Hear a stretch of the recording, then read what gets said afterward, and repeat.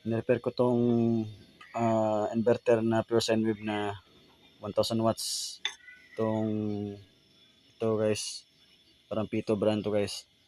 So ang sira pala niya guys is nawala yung output ng AC guys sa 220 volts na AC guys.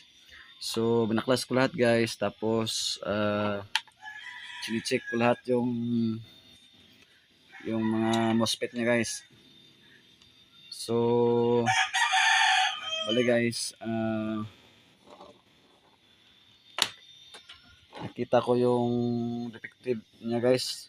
So dalawang ano guys, MOSFET yung natamaan guys.